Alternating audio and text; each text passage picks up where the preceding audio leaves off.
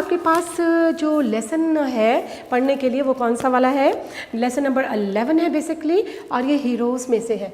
ठीक है, ये जो आपका पार्ट 2 है और उसमें हीरोज़ है, और ये कौन सा है? Part 2 from book 2 part 2 heroes में से। अच्छा, हम देख लेते हैं टाइटल क्या है। फर्स्ट ईयर एट हैरो, यानी हैरो में गुजारा हुआ पहला साल। तो हैरो क्या है? Harrow is one of the best schools of England. Schools of England, England का एक बेहतरीन स्कूल था जिसका नाम क्या था? हैरो, और जहाँ से विंस्टन चर्चिल ने अपनी तालीम हासिल की थी। One of the best school of England. अब आपके पास ये लिखा किसने है? राइटर ऑथर कौन है? It's sir Winston Churchill. तो something to talk about sir Winston Churchill. वो कौन थे? मैं लिखती हूँ यहाँ पर कि he was a politician, he was a politician, military officer, orator speaker को कहा जाता है, author and writer. Author and writer basically are same. ठीक है जी। और क्या था? He was the prime minister of UK. He was the prime minister of United kingdom UK from, आप लिख सकते हैं ही remained the prime minister of UK. वो ट्वाइस प्राइम मिनिस्टर रहे थे, तो हम यहाँ लिखते हैं ही remained the prime minister of UK from 1940 to 1945 and again from 1951 to 1955। ये चीज़ हमने पढ़ी उनके बारे में।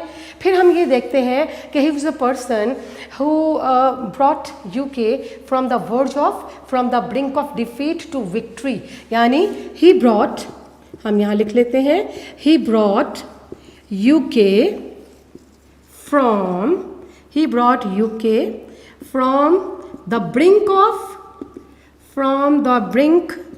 Of defeat to victory during World War II। तो बेटे थोड़ी सी आपने इंफॉर्मेशन ले ली, because the writer himself is sharing his experiences of getting admission at Harrow में जो उसने एडमिशन लिया था सर विंस्टन चर्चिल ने, उसके बारे में कुछ मालूमात आपके साथ शेयर कर रहे हैं। तो हम देखते हैं basically he was a politician, military officer, orator, an author and a writer. Then we see that he remained the Prime Minister of UK from 1940 to 45. Again he became the Prime Minister of UK in 1951, working or serving till 1955, and he brought UK, that is something interesting, that he brought UK from the brink of defeat to victory during World War II। World War II के दौरान जो defeat हो रही थी world war में UK को, उससे वो निकाल के उन्हें विक्ट्री की तरफ लाया। एक और चीज़ बड़ी इंपॉर्टेंट है कि ही वन नोबेल प्राइज़ उनको मिला इन 1953 में उनको नोबेल प्राइज़ मिला। What for his literary work, ठीक है, for his literary work, for English literature। देखें बेटे एक और चीज़, he won Nobel Prize in 1953 for his literary work। ठीक है, तो ये थोड़ा सा उसके बारे में हमने ये लिखा। बेटे मैं थोड़ा सा डिस्कस कर लेती हूँ, इसको समराइज़ कर देती हूँ इस लेसन को। छोटा सा लेसन है, इंटरेस्टिंग लेसन है, और इसमें चूँकि एक्सपीरियंसेस जो हैं वो शेयर किए हैं राइटर ने आपके साथ। और सर विंस्टन चर्चिल जो कि यूके के, यूनाइटेड किंगडम के बड़े मशहूर प्राइम मिनिस्टर रह चुके हैं और बहुत अजीम स्पीकर थे, ओरेटर थे और राइटर थे, और बेहतरीन राइटिंग्स की वजह से ही उनको क्या मिला है, बेहतरीन उनकी जो तसानीफ़ थी उनकी वजह से उन्हें क्या मिला है जनाब, नोबेल प्राइज़ दिया गया 1953 में।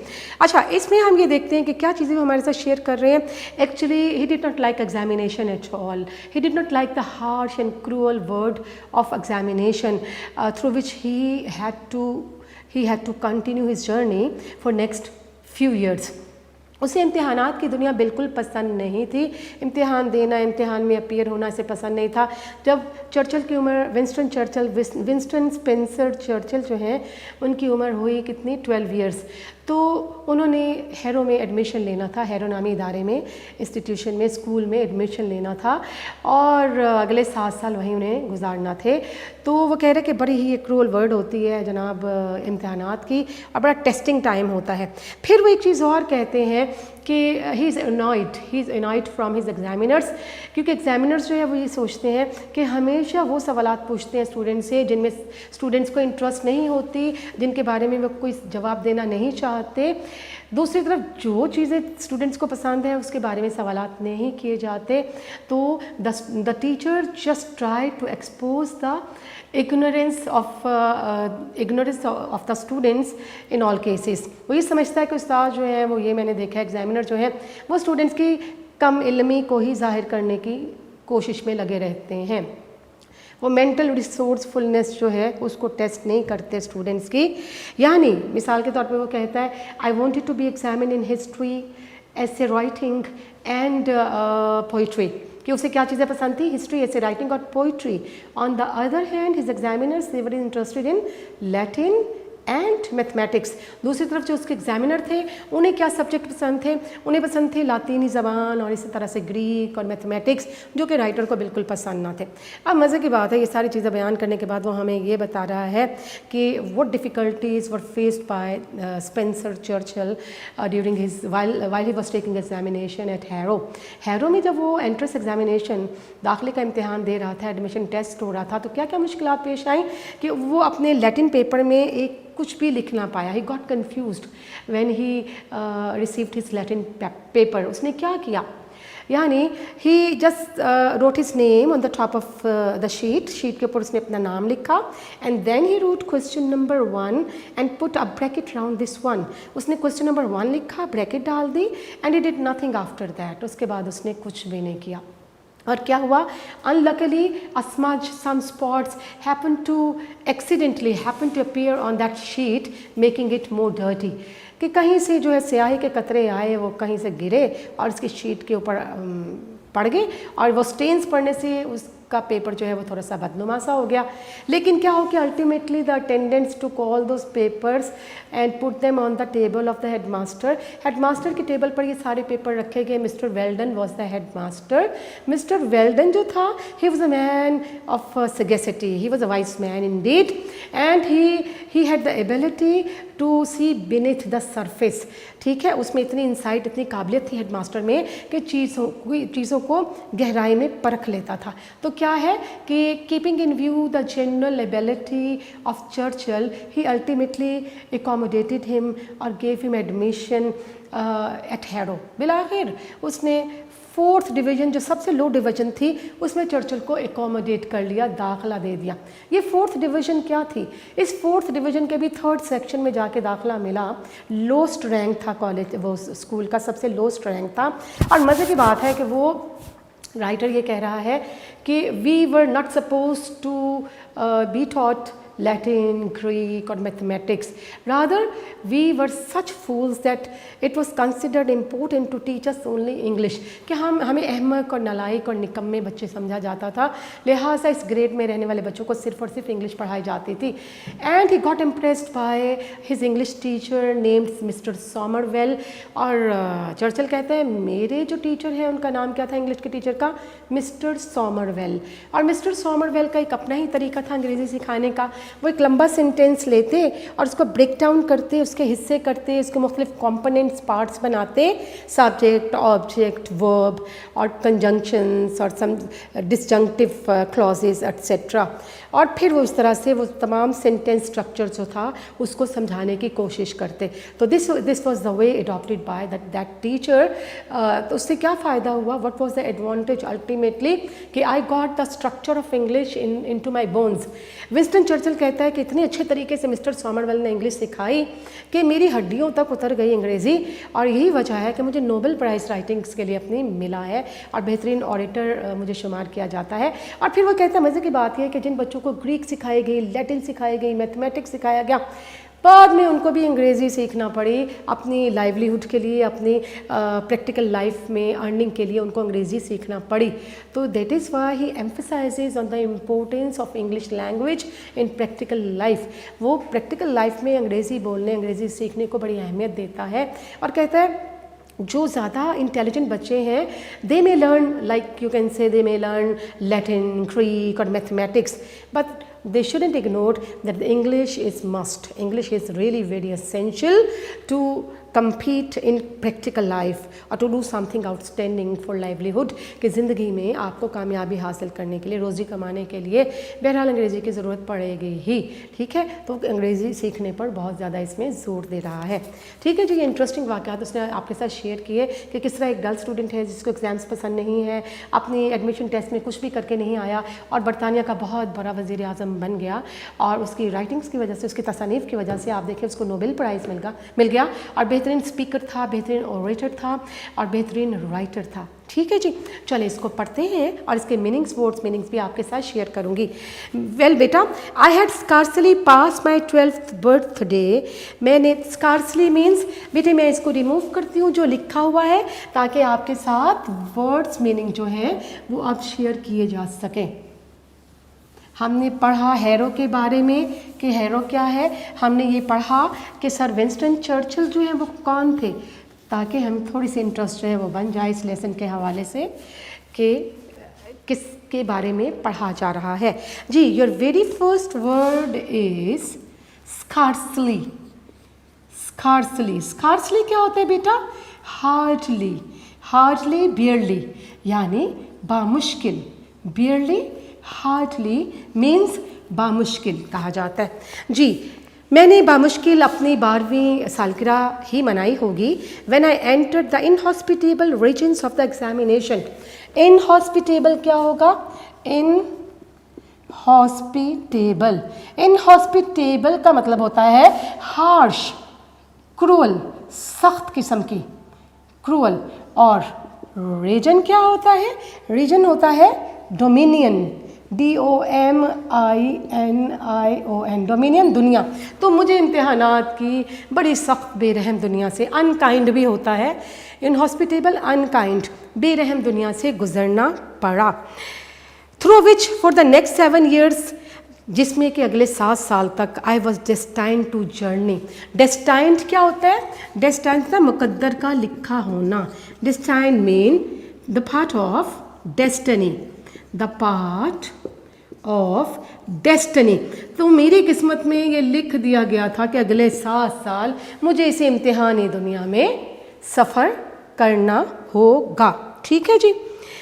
These examination were a great trial to me. Trial क्या होता है बेटा?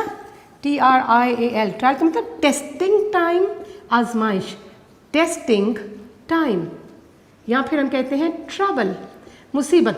कहते हैं इम्तिहान तो मेरे लिए बहुत बड़ी मुसीबत थी। The subjects which were dearest to the examiners, dearest mean liked by, यानी वो सब्जेक्ट जो कि एग्जामिनर्स को बहुत ज़्यादा पसंद थे, were almost invariably। बेटे आपके पास वर्ड है invariably। invariably का मतलब क्या होता है? इट मीन्स ऑलवेज, हमेशा, ऑलवेज, हमेशा। ठीक है जी। इसके बाद invariably those I fancied least। फैंसिड क्या होगा? फैंसिड, फैंसिड का मतलब least, sorry, fancied mean liked, liked least, बहुत कम पसंद करना, लाइक्ड। तो कहा गया है कि वो सब्जेक्ट, वो मज़ामीन जो कि एग्जामिनर को बहुत ज़्यादा पसंद थे, वो हमेशा ही मेरे लिए नापसंदीदगी का बाइस होते थे, मुझे वो सब्जेक्ट पसंद नहीं होते थे। I would have like to have been examined in history, poetry and writing essays.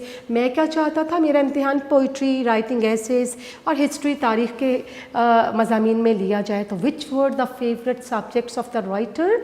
His favourite subjects included history, poetry and essay writing. और वो ये चाहता था कि इन मज़ामीन का इम्तिहान लिया जाए। The examiners on the other hand were partial। partial, जी बेटे यहाँ लिखते हैं PARTIAL। partial क्या होता है? in favor of, हिमायत में होना, in favor of, fond of। ठीक है। दूसरी तरफ एग्जामिनर्स जो थे वो किस चीज़ की फेवर में थे? टू लैटिन एंड मैथमेटिक्स, लातीनी ज़बान और मैथमेटिक्स को फेवर दिया करते थे, ये उनके पसंदीदा सब्जेक्ट थे। And their will prevailed, will क्या होता है? Desire, will here mean desire, और प्रीवेल्ड क्या होगा? प्रीवेल्ड ट्राइम्फ्ड, ट्राइम्फ्ड होता है कामयाब हो जाना, TRIUMPHED, और एग्जामिनर्स जो थे उनकी मर्जी जो है बहरहाल वही कामयाब होती। ठीक है जी। एग्जामिनर ने जो पूछना था उन्हें मुझसे कोई सरोकार ना था कि मुझे क्या सब्जेक्ट्स पसंद है, उनकी मर्जी हमेशा जो है विन कर जाती। मोर ओवर, मज़ीद ये कि the question which they asked on both this subjects, कि ये जो दोनों सब्जेक्ट्स थे कौन कौन से? लैटिन और मैथमेटिक्स, इन पे वो जो सवालात मुझसे क्या करते थे वर ऑलमोस्ट इनवेरिएबली, वो लिखा है इनवेरिएबली ऑलवेज, हमेशा ये सवाल वो हुआ करते थे to which I was unable to suggest mean to give a satisfactory answer. इन दोनों सब्जेक्ट्स में भी हमेशा मुझसे वो सवाल पूछे जाते थे, लैटिन में भी मैथ्स में भी, जिनका मैं कोई तसल्ली बख्श जवाब नहीं दे पाता था। I should have liked to be asked to say what I knew. I should have liked to be asked to say what I knew. मैं ये चाहता था कि मुझसे वो पूछा जाए I knew, जो कि मैं जानता था, मुझसे वो सवाल किए जाए। ठीक है जी। They always tried to ask what I did not know. They always tried to ask what I did not know. लेकिन उस्ताद मेरे हमेशा वो सवाल पूछते, एग्जामिनर्स वो सवाल पूछते I did not know, जो मैं नहीं जानता था। ठीक है जी, जो मैं नहीं जानता था। And when I would have willingly displayed my knowledge, willingly क्या होता है? रजामंदी से, readily, willingly, willingly mean READILY, readily आमादगी से, रजामंदी से, और displayed क्या होगा बेटे? displayed mean exhibited, shown दिखाना। ठीक है जी, शोन दिखाना, एग्जिबिट करना, माई नॉलेज। और जब मैं बड़ी रजामंदी से अपनी इल्मियत का इजहार करने की एग्जामिनर पे कोशिश करता तो they sought to expose my ignorance. बेटे ये आपने वर्ड्स लिख लिए होंगे, ये फर्स्ट वाले, scarcely, hardly, barely, inhospitable, harsh, cruel, region, dominion, world, destined, the part of destiny, trial, testing time और ट्रबल। ये वाला कॉलम मैं बेटे अरेज कर रही हूँ ताकि आप मज़ीद जो है वो वर्ड्स हम इसमें लिख सकें।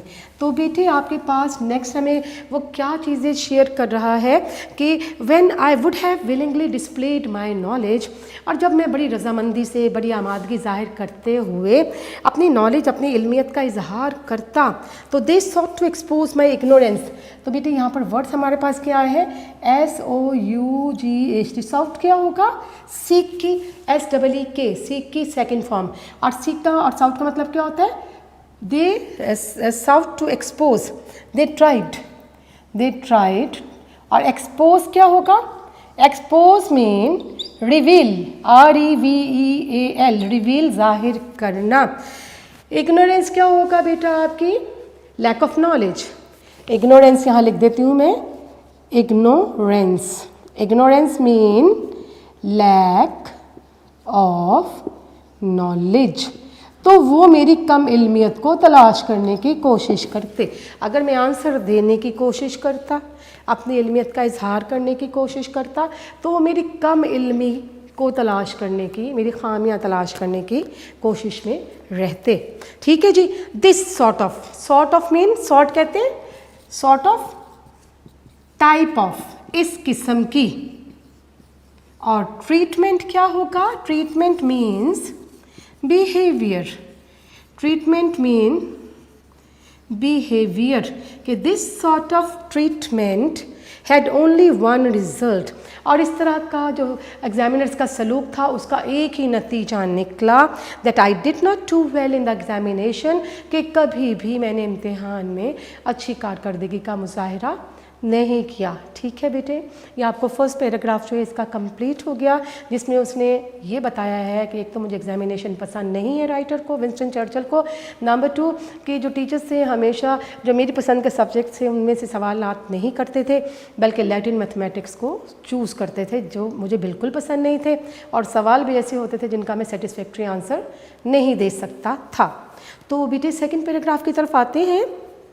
This was specially true of my entrance examination to Harrow। ठीक है, एंट्रेंस एग्जामिनेशन कौन सा होता है? Admission test. Admission test. और जब मैं अपने एडमिशन टेस्ट हैरो नामी इदारे में अपने एडमिशन टेस्ट की एंट्रेंस एग्जामिनेशन की बात करूं तो ये सारी चीज़ें सच साबित होती हैं। The head master Welldon however took a broad minded view of my Latin prose. बेटा ब्रॉड माइंडेड क्या होगा? मैं यहाँ लिखती हूँ ब्रॉड माइंडेड। ब्रॉड माइंड होता है liberal. Open minded, it means open minded, it also mean liberal, liberal जी। और हेडमास्टर कौन थे उस इदारे के, हैरो के? Mister Welldon. तो मिस्टर वेल्डन जो थे उन्होंने मेरी जो लातिनी ज़बान की प्रोज थी, जो नसर थी, उसका जनाब बड़ा ही लिबरल, बड़ा ही वसीउ नज़र, उन्होंने वसीउ नज़री से उसको देखा। ठीक है, बड़ा ही वसीउ नज़री से। हालांकि वो मेरी प्रोज मैंने कुछ भी नहीं लिखा था। अब देखते हैं कि पेपर था क्या जिसके हवाले से बड़ा ब्रॉड माइंडेड व्यू लिया गया हेडमास्टर की तरफ से। He showed discernment. डिसर्नमेंट क्या होता है? Wisdom. Discernment, it means wisdom, W-I-S-D-O-M, wisdom, insight, I-N-S-I-G-H-T, insight। यानी क्या है कि ही शोड डिसर्नमेंट, उन्होंने बड़ी बसीरत दिखाई इन जजिंग, असेसिंग, परखना, ASSING, असेसिंग माई जनरल एबिलिटी। उन्होंने, हेडमास्टर साहब ने मेरी जनरल एबिलिटी को परखने में बड़ी जहानत का मुजाहरा किया। तो देखते हैं कैसा पेपर किया चर्चिल ने और कौन सी जहानत जो है वो हेडमास्टर की तरफ से दिखाई गई। जी, हमें मज़ीद ये बताया जा रहा है, this was the more remarkable. Remarkable क्या होगा? Wonderful, extra ordinary. Remarkable means extraordinary. It also means wonderful, marvelous, MARVELLOUS, marvelous। तो जनाब he showed discernment in judging my general ability, मेरी काबिलियत को, आम सी काबिलियत को जांचने में उन्होंने बड़ी बसीरत का, बड़ी फ़हम का इजहार किया, बड़ी दानिशमंदाना फ़ैसला किया। This was the more remarkable, और ये बड़ी शानदार बात थी, because I was found unable to answer a single question in the Latin paper. क्योंकि जो लातिनी ज़बान का पेपर था, I was unable to answer even a single question in that paper. उस पेपर में मैंने एक सवाल का जवाब भी नहीं लिखा था जो लातिनी पेपर मुझे आया था। I wrote my name at the top of the page. बेटे की क्वेश्चन है, इस चैप्टर का की क्वेश्चन है, बोर्ड में आ जाता है कि how did the writer attempt his Latin paper. तो क्या किया उसने? I wrote my name at the top of the page. उस पेज के टॉप पे सबसे ऊपर मैंने अपना नाम लिखा। I wrote down the number of the question 1।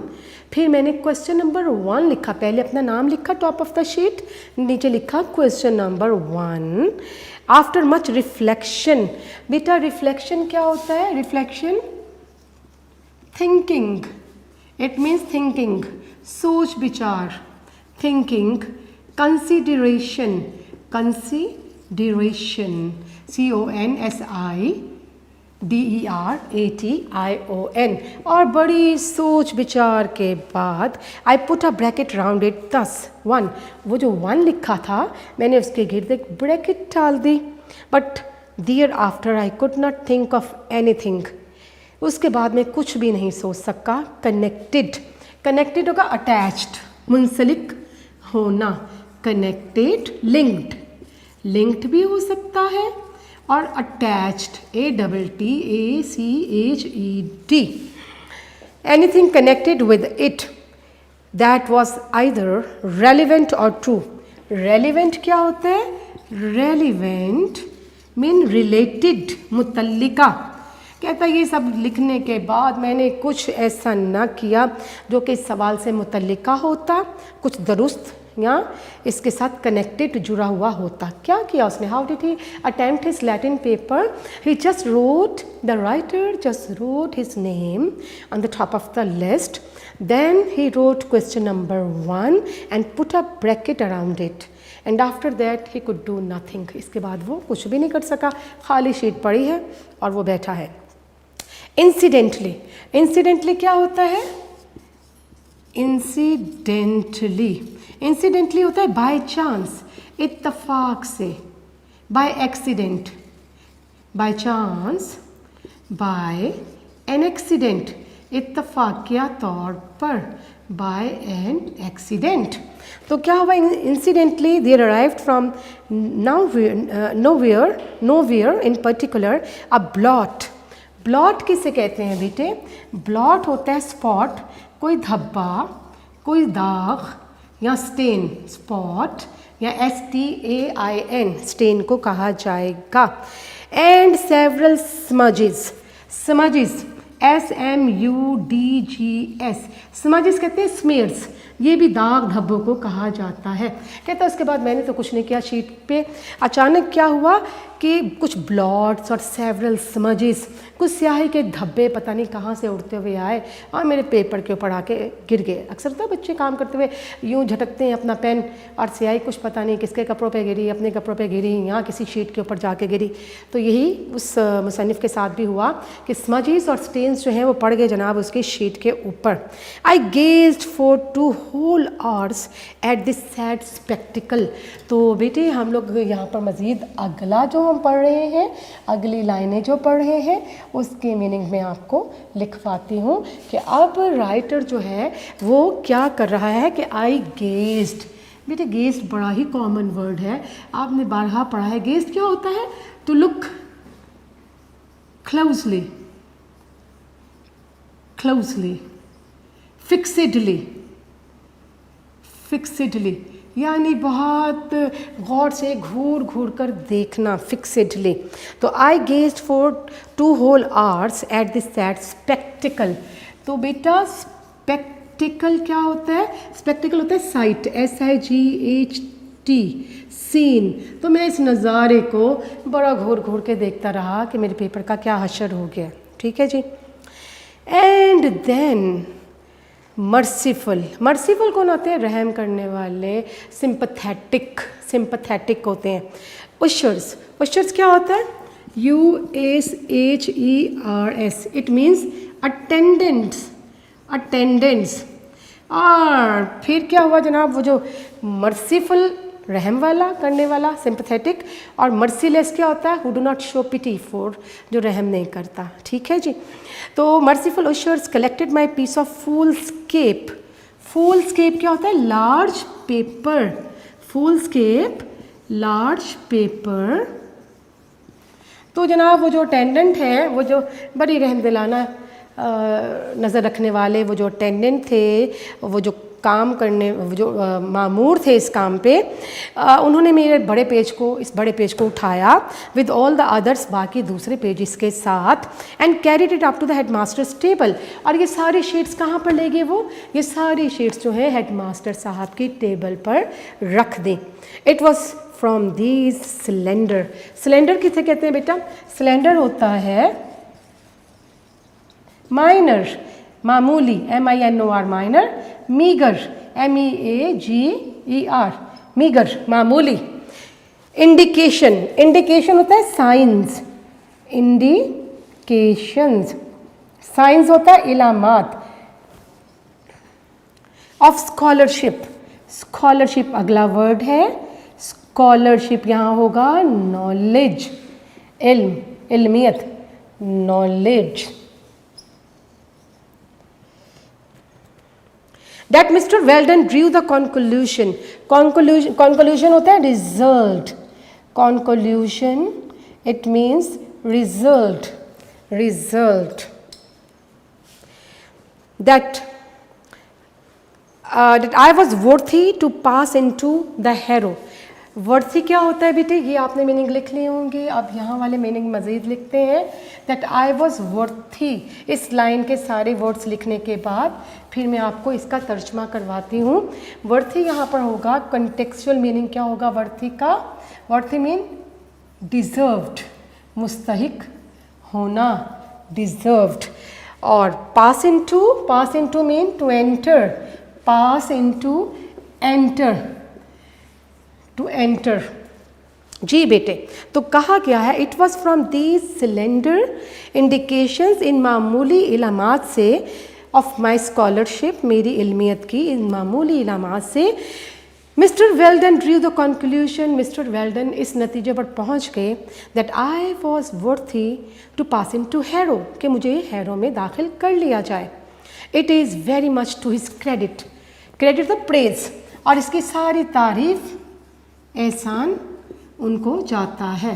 सारी तारीफ जो है इसके लिए मास्टर साहब, हेड मास्टर साहब मुस्तहिक हैं कि उन्होंने मुझे ये सारी चीज़ें देखने के बावजूद एडमिशन दे दिया। अच्छा जी, it showed that he was a man, इससे पता चला कि हेड मास्टर साहब एक ऐसे शख्स थे केपेबल, हैविंग एबिलिटी, सलाहियत रखना, काबिलियत रखना, ऑफ लुकिंग बीनीथ होगा under the surface of things. इससे ये पता चला कि हेड मास्टर एक ऐसे शख्स थे जो चीज़ों के नीचे तक, गहराई तक नज़र रखते थे। अ मैन, एक ऐसे शख्स थे, not dependent upon paper manifestation. Manifestation क्या होता है? Expression, manifestation it means expression, यानी वो एक ऐसी शख्सियत थे जो कि पेपर मैनिफेस्टेशन, यानी जो पेपर पर तहरीर होता है उस तहरीरी सूरत पर ही यकीन नहीं रखते थे। ठीक है, कि वो सिर्फ उस पर डिपेंड नहीं करते थे कि जो पेपर में लिखा गया है। बहरहाल काबिल शख्स थे कि मैंने कुछ नहीं लिखा तब भी उन्होंने मेरी कोई ना कोई काबिलियत खूबी जांच ली। I have always had the great regard for him. Regard क्या होगा? रिस्पेक्ट। और मैं अपने हेडमास्टर साहब की, किसकी? मिस्टर वेल्डन की। I have great respect for that man for accommodating me in that school harrow. Regard क्या होगा? रिस्पेक्ट। तो मैं अपने हेडमास्टर की बड़ी इज्जत करता हूँ इन बातों की वजह से कि मुझे एडमिशन दिया गया। समझ में आ गई जनाब कि एंट्रेंस टेस्ट उसका कैसा हुआ? चर्चिल का कुछ नहीं लिखा गया, तब भी हेडमास्टर साहब ने कोई ना कोई चीज़ ऐसी भांपी कि बिलाखिर मिस्टर चर्चिल जो है उनको एडमिशन मिल गया। और वो मोतरिफ़ है मिस्टर चर्चिल जो है, विंस्टन चर्चिल, विंस्टन चर्चिल जो है किसके मोतरिफ़ हैं? हेडमास्टर साहब के, कि मुझे उन्होंने एडमिशन दे दिया, सर विंस्टन स्पेंसर चर्चिल। अच्छा, इन कॉन्सिक्वेंसेस, कॉन्सिक्वेंसेस होता है रिजल्ट, कॉन्सिक्वेंसेस मीन रिजल्ट, नतीजा।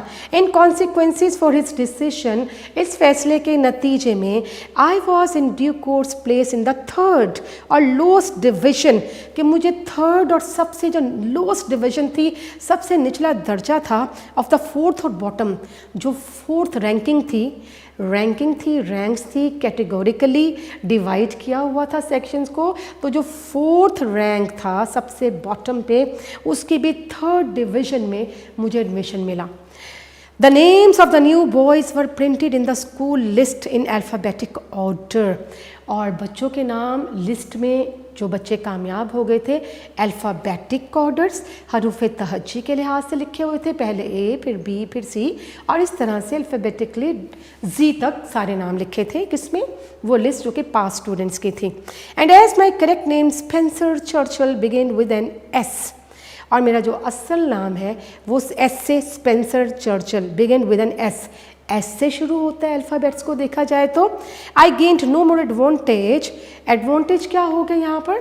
प्रॉफिट, फ़ायदा, बेनिफिट फ्रॉम द अल्फ़ाबेट, मुझे इन हरूफ तहज्जी के अल्फाज से कोई फ़ायदा ना हुआ, क्योंकि एस बहुत एंड में आता है और ए से लगातार नाम चले आ रहे हैं बच्चों की, और राइटर का नाम एस में कहीं नीचे जाके लिखा हुआ है। Then from the wider sphere of letters, spheres क्या होगा? Range, spheres mean range, area, यानी ये जो वसी अल्फ़ाबेट्स हैं इनकी वाइडर रेंज है, बहुत वाइडर होता है, एक्सपेंडिंग, फैली हुई, एक्सपेंडिंग, EXPANDING। तो ये जो वसी रेंज है और किसकी अल्फ़ाबेट्स का दायरा, जो दायरा कार बहुत वसी है, इनसे मुझे कोई फ़ायदा ना हुआ। मेरा नाम कहीं एस पे जाके नीचे जाके लिखा गया था। I was in fact only 2 from the bottom of the whole school, कि पूरे स्कूल के जो बच्चों की लिस्ट लगी थी, मेरे नाम के नीचे सिर्फ बॉटम पे 2 ही नाम थे, यानी मैं थर्ड लास्ट पे था। एंड दीज 2, और ये जो दोनों नाम थे मेरे बाद वाले, आई रिग्रेट टू से sorrowfully, regret to say means to say sorrowfully, तो मुझे बड़े अफसोस के साथ कहना पड़ता है disappeared almost immediately। immediately क्या होता है? at once, immediately, at once, फौरन ही, at once, J, through illness और सम अदर कॉज। तो ये जो दोनों नाम एंड में रह गए थे, ये भी बीमारी की वजह से या किसी और वजह से ये दोनों भी स्कूल छोड़कर चले गए, तो मेरा नाम सबसे एंड में आ गया। उस लिस्ट में क्या है कि मेरा नाम अब सबसे एंड में रह गया। मेरे पास जो 2 नाम थे वो बच्चे भी स्कूल छोड़कर चले गए किसी वजह से। ठीक है जी, आपने बेटे ये पेज तकरीबन ऑलमोस्ट पढ़ लिया है। लास्ट पैराग्राफ पढ़ेंगे नेक्स्ट लेक्चर में। And here comes the end of your today's lecture, and we will इंशाल्लाह continue the same lecture, the same lesson in the next lecture। ठीक है बेटा, तो आई वुड लाइक यू बेटा keep on revising, keep on practicing whatever you read, whatever lecture you get each day, ठीक है, so that you would be in touch with your studies, because your tests are also are being taken these days, so it is very essential to have better comprehensions of all the things which are being taught these days। तो thank you very much beta, take care and stay blessed। Allah Hafiz।